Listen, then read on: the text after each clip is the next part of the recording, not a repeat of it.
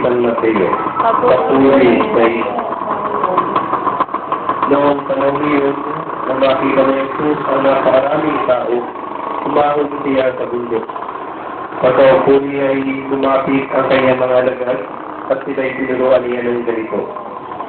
Mapalag ang mga apa na wala na inaasahan kundi ang Diyos, sapagkat makakasama sila sa kanyang panarihan. Mapalag ang mga nahahapi, sapagkat aaliwin sila ng Diyos. Mapalag ang mga mapagpakumbaba, sapagkat tatamuhin nila ang ipinanako ng Diyos. Mapalag ang mga limiting makatupad sa kalooban ng Diyos, sapagkat ipagkakaloob sa kanila ang kanilang linimitin. Mapalag ang mga makapagin, sapagkat sila magagan sila ng Diyos. Mapalag ang may mga malinis na puso, sapagkat makikita nila ang Diyos.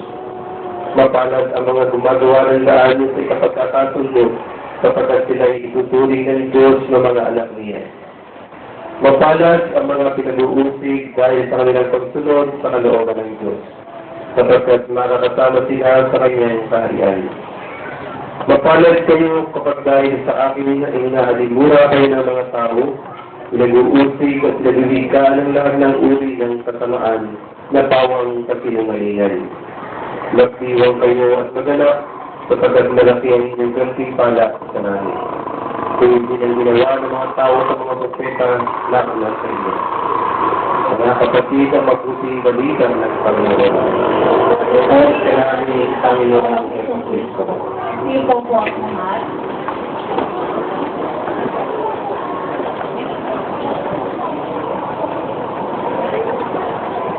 Kapag siguro ang mga bata ay tinanong ko ng tanong na ito, siguro ay sasabihin nila ay, opo. Subukan natin itanong kung opo ang sasagot nila. Dahil bang mamatay katulad ni San Lorenzo? Sabi na nila. Sa matatanda, siyempre kapag itinanong yun, ang matatanda na ay mga magulang tinanong, kaya niyo bang mamatay ng katulad ng pagkamatay ni San Lorenzo?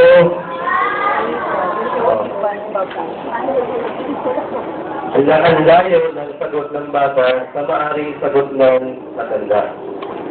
At maaaring mas totoo naman talaga yung sagot ng matanda. Yung sagot ng bata ay tawag natin classroom yes. Yung classroom yes na parang tinanong na naiintindihan ba ninyo? Diba? Pagkakatapos ng aralin, naiintindihan ninyo? Pag nag-exam,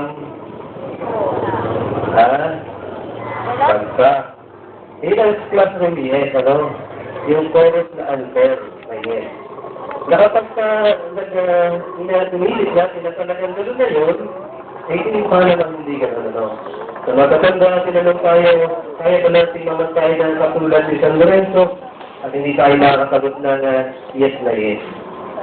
Dahil iniisip natin yun ay mahirap yun, katulad niya, kung kaya nakamatay natin nagaanan, yung kay, ang tawag yan, ganun. Yung ipapasok tayo, dito talaga na mahirap ang dinaanan ng pagpapakabalan ni San Lorenzo. Hindi natin. Kaya nga ang iskola ng pari ay ulan. Pagdanas ng dugo, pagbubuwis ng buhay para sa pananampalataya. At ang pagpapakabalan na yun ay maaaring talagang mahirap na gawin para sa atin. Yung pulutan ka lang ng kuko sa kamay o sa paa ay bubulutan ka lang ng sa dentista. May anesthesia na yun, ayaw ka. Ayun pa kaya bubulutan ka ng kuko ng wala man lamang pa, wala man lamang anesthesia. Pero tayo lahat po, sabi ko kanila sa introduction ay pare-parehong inaanyayahan ng Diyos sa buhay ng kabanalan. Dahil ating mga natatanging kakayahan. Hindi kinakailangan tayo pagpaparin o pagpapatay para lalong tayo ng sabing banal o mga martir ng pananampalataya. Kahit ang mga pag-aaral sa inyong katayuan ay pwede rin talaga na maging banal. Lalo higit naman siyempre ang mga magulang na pwede rin magpakabanal ayon sa kanilang katatayuan. Hindi nyo naman tumating na katulad ng isang pare, ay banal na. Ano ho? Hindi kayo na nakapagsuot ng ganitong kasuotan, ay banal na. Pare-pareho tayong tinatawag sa ng Diyos pagpapakabanal.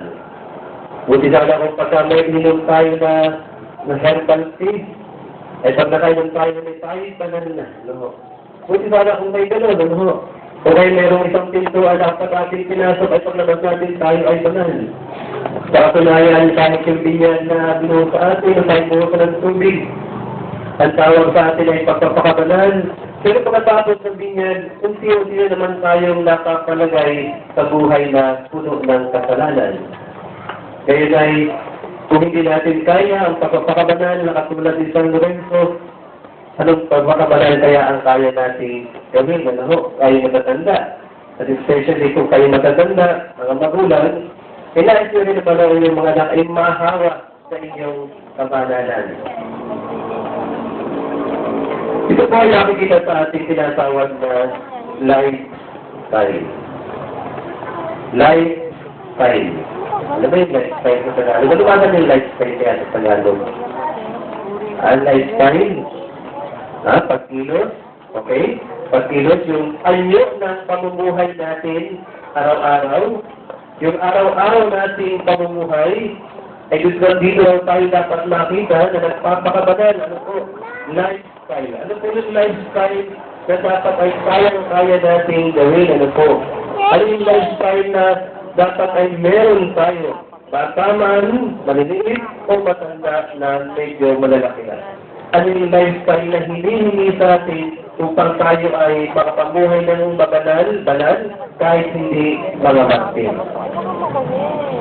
Ito po yung tinatawag nating buhay na, yung lifestyle na masaya, pero malinis. Joyful and yet clean. Ano yun?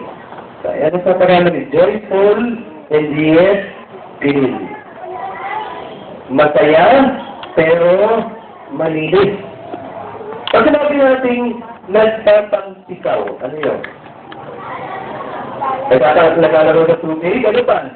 Nagtatangtikaw. Magkatanda, ano nga yung nagtatangtikaw? Nagtatangtikaw, ano nga yung nagtatangtikaw? Ha? O mga parents? Ano po yung nagtatangtikaw? Ha? Nagtatangtikaw.